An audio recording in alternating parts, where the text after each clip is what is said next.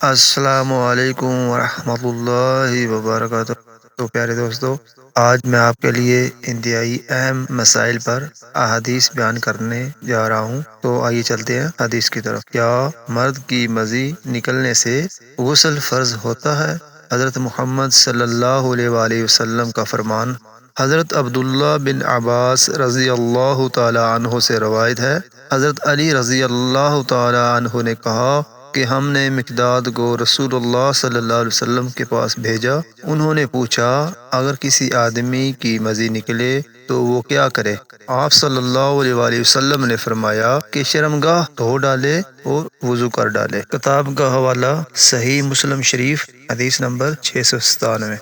عورت کی منی نکلے تو اس پر غسل واجب ہے۔ حضرت انس بن مالک رضی اللہ تعالی عنہ سے روایت ہے کہ ایک عورت نے رسول اللہ صلی اللہ علیہ وآلہ وسلم سے پوچھا، اگر عورت خواب میں وہ دیکھے جو مرد دیکھتا ہے؟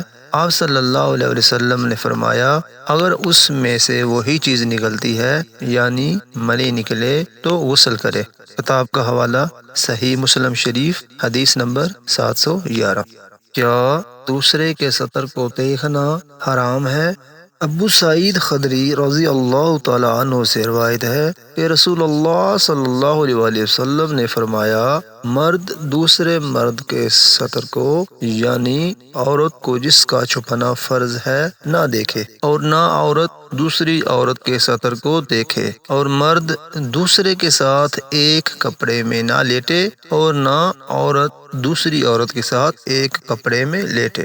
پیارے دوستو، بحیثیت مسلمان اس قسم کے مسائل کا علم ہونا ہمارے لیے انتہائی اہم ہے۔ اسی لیے میں نے اس موضوع پر ویڈیو بنائی ہے تاکہ ہمارے مسلمان بھائیوں اور بہنوں تک اہم مسائل کی یہ معلومات پہنچ جائیں۔ السلام علیکم ورحمۃ اللہ وبرکاتہ۔